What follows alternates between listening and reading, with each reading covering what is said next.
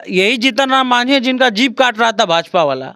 यही जीतन राम मांझी है जो उनके खिलाफ जब वो मंदिर गए तो उनको मंदिर को धोया गया, छू लिया। तो ये सब विचार की लड़ाई है। एक तरफ विचार जो है वो मनुवाद का है, एक तरफ अम्बेडकरवाद का है। आप तय कर लीजिए कि आप किसके साथ हैं। थोड़ा बहुत आपको कुछ मिल जा रहा है तो आप किसी को भी गाली दे सकते हैं, लेकिन अगर आप इतना ही लायक खोज रहे थे तो आपको दमादे मिला।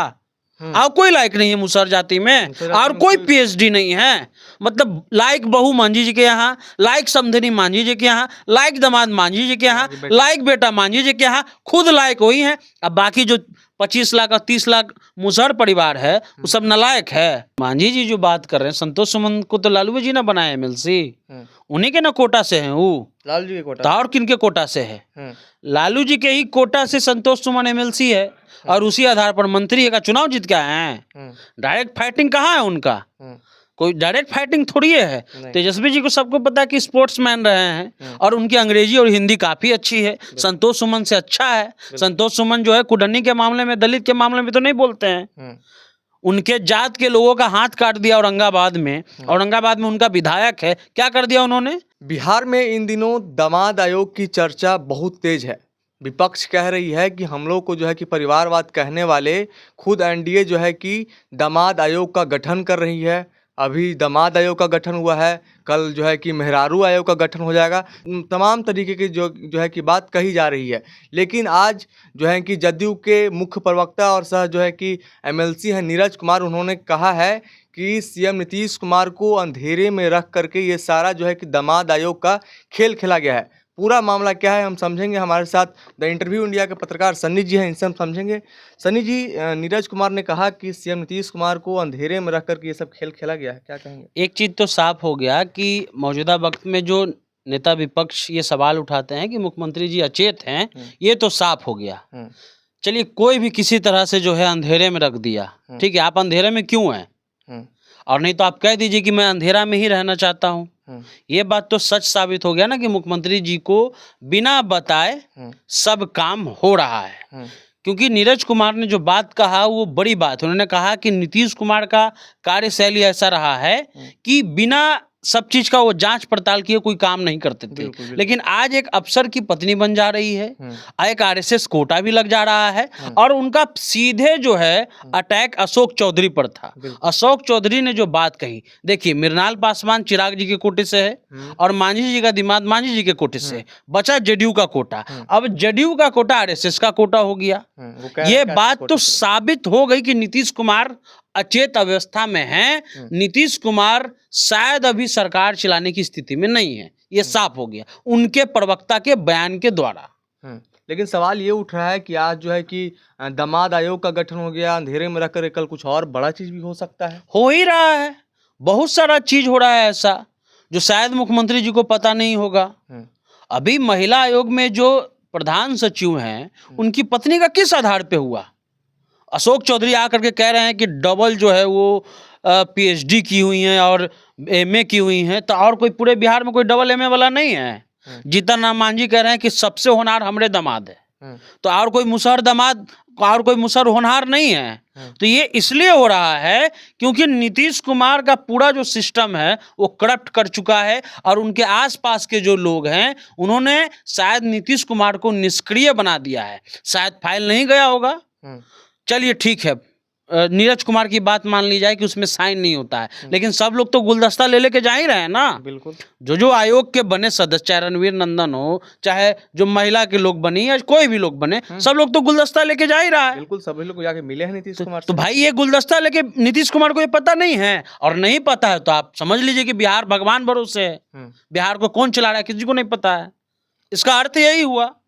लेकिन नीरज कुमार को इतना दर्द क्यों हो रहा है? विपक्ष कह रही है कि नीरज कुमार जो है कि अपने दामाद को सेट करना चाहते थे, लेकिन उनको उनके साथ धोखा हो गया, अशोक चौधरी ने धोखा कर दिया। देखिए, नीरज कुमार जी की लड़ाई और अशोक चौधरी की लड़ाई जहानाबाद कांड से जुड़ा हुआ है। जहानाबाद में जो इन्होंने कह दिया था अशोक चौधरी ने कि भूमिहार लोग जो है वो जदयू को वोट नहीं दिया, उसी समय से ये लड़ाई चल रही है। और जाहिर सी बात है कि ललन सिंह के खास आदमी है नीरज जी, और ललन जी ने भी कई बार अशोक चौधरी को चेता दिया था कि आप बड़बीघा मत जाइए। उसी बड़बीघा जहां वो अपने दामाद को सेट करना चाहते थे, ठीक है, और वहां पर जो सुदर्शन जी विधायक हैं वो ललन सिंह के आदमी हैं। तो वो पुरानी लड़ाई है। सुदर्शन सिंह लाजू सिंह के साथ परिवार के हैं, ठीक है। तो ये पुरानी लड़ाई है और उन्होंने इनडायरेक्ट रूप से कह दिया कि भूमिहार जेडीयू को वोट नहीं दिया। अब बाद में जो है इन्होंने माफी भी मांग लिया और ये अपने आप को कहने लगे कि हमको तो कोई दलित समझ में नहीं करता है, इतना दिन से तो हमको सब भूमिहार समझ रहा था, ये अशोक चौधरी। तो ये लड़ाई वहां से है। पार्टी 3-4 खेमे में बढ़ चुकी है। एक खेमा ललन जी का है, एक खेमा संजय जी का है, एक खेमा विजय जी का है, एक खेमा विजेंद्र जी का था। ये 4 खेमों में बढ़ चुकी है। ये चारों खेमा जो है मिनिमम समर्थन पर अपना सरकार चलवा रही है। थोड़ा सा अशोक चौधरी को जीरा मिल जा रहा है, थोड़ा सा विजय चौधरी को मिल जा रहा है, थोड़ा सा संजय झा पूरन डाल दे रहे हैं। ये सब मिलकर सरकार चल रही है और बीच में कुर्मी कुशवाहा का ताज है, स्वर्णों का राज है। अभी मौजूदा वक्त में तो यही लग रहा है। इस बात से तो ये समझ में आ रही है कि जो राजद कह रही है कि जो दीमा की तरह धीरे धीरे जदयू को भाजपा खा जाएगी, वो सही बात है। देखिए, मौजूदा वक्त में जो भी नीतीश जी के आसपास हैं, संजय झा किसके आदमी, अरुण जेटली के आदमी, सबको पता है। अरुण जेटली ने ही जो है नीतीश जी के यहाँ भिजवाया था, ठीक है। अशोक चौधरी कहाँ के हैं, कांग्रेस के आदमी हैं। पहले उनके पिताजी भी और खुद प्रदेश अध्यक्ष रह चुके हैं, शिक्षा मंत्री भी रह चुके हैं। उसके अलावा विजय चौधरी भी कांग्रेस के आदमी हैं, पुराने कांग्रेसी हैं वो। जितने भी आसपास के नेता वो स्थायी नहीं। ललन बाबू समाजवादी हैं, कर्पूरी ठाकुर के साथ भी उनका कार्यकाल रहा है, काम कर चुके हैं। तो सब लोग इधर उधर वाले हैं। लेकिन जिनको नीतीश जी को खड़ा रहना चाहिए वो तो अपने बैठे हुए हैं कि सूते हुए हैं, कुछ समझ में नहीं आ रहा है। इसलिए उनके प्रवक्ता कह रहे हैं कि बिना उनको बताए हुए हो गया। सोचिए कि बिना बताए हुए क्या क्या हो रहा होगा बिहार में। हो सके बिना बताए हुए किसी को टेंडर मिल जा रहा होगा, बिना बताए हुए किसी को लाइसेंस मिल जा रहा होगा। तो कौन बिहार चला रहा है ये किसी को नहीं पता। अच्छा, एक अंतिम सवाल लेंगे कि जीतन मांझी जो मोदी कैबिनेट में भी मंत्री हैं, उन्होंने ट्वीट करते हुए कहा कि लायक बेटा क्या होता है और नालायक बेटा क्या होता है वो हम बताएंगे। अपने बेटे जो है उनके बेटे उनको लायक बताएं और तेजस्वी यादव को जो है कि नाम नहीं लिखा, लेकिन उन्हीं पे उनका कहना था कि वो नालायक हैं। जो 9वीं फेल हो वो नालायक होता है और जो है कि यूनिसेफ में जो काम करते हुए, जो पढ़ाई करते हुए शिक्षक, वो जो है कि लायक होता है। इस पर क्या कहें? देखिए, लायक नालायक कोई डिग्री से थोड़ी होता है। यहाँ बड़ा बड़ा लोग डिग्री लेकर के जो है अपने माँ पिता को घर से बाहर निकाल दे रहा है। और जो मांझी जी जो बात कर रहे हैं, संतोष सुमन को तो लालू जी ना बनाए एमएलसी, उन्हीं के ना कोटा से हैं वो। लालू जी के कोटा और किनके कोटा से है?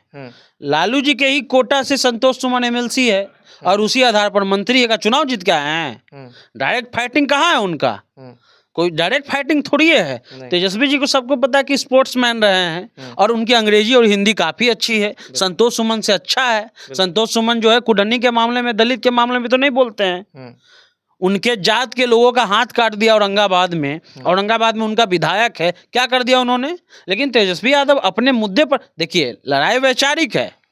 अब यही जीतन राम मांझी है जिनका जीप काट रहा था भाजपा वाला, यही जीतन राम मांझी है जो उनके खिलाफ जब वो मंदिर गए तो उनको मंदिर को धोया गया, छू लिया। तो ये सब विचार की लड़ाई है। एक तरफ विचार जो है वो मनुवाद का है, एक तरफ अम्बेडकरवाद का है। आप तय कर लीजिए कि आप किसके साथ हैं। थोड़ा बहुत आपको कुछ मिल जा रहा है तो आप किसी को भी गाली दे सकते हैं, लेकिन अगर आप इतना ही लायक खोज रहे थे तो आपको दमादे मिला। और कोई लायक नहीं है मुसहर जाति में, और कोई पीएचडी नहीं है। मतलब लायक बहू मांझी जी के यहाँ, लायक समधनी मांझी जी के यहाँ, लायक दामाद मांझी जी के यहाँ, लायक बेटा मांझी जी के यहाँ, खुद लायक वही है। अब बाकी जो 25 लाख और 30 लाख मुसहर परिवार है वो सब नालायक है। मतलब अपने घरवा में सारा लायक है आपको, इतना लायक है कि चुनाव हार गए। ऐसा तो नहीं कि देवेंद्र मांझी को आपने टिकट नहीं दिया तो चुनाव हार गए।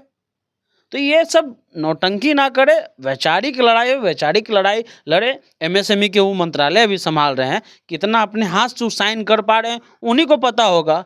मोदी कैबिनेट में मंत्री को कितना पावर है, मोदी कैबिनेट के मंत्री को विशेष पता है। तो ये ना बता कि कौन लायक है कौन नालायक है। अगर आपको लग रहा है कि सबसे ज़्यादा तो एक आपका छोटका बेटा बचा हुआ है, पोता भी बचा हुआ है, आपकी बेटी भी एगो बची हुई है, नाती नतनी, सबको जोड़ दीजिए। अब मुसहर समाज को कहिए कि जाओ फिर से ईंटा पारो। पनोरमा ग्रुप, जो सोचता है वो करता है।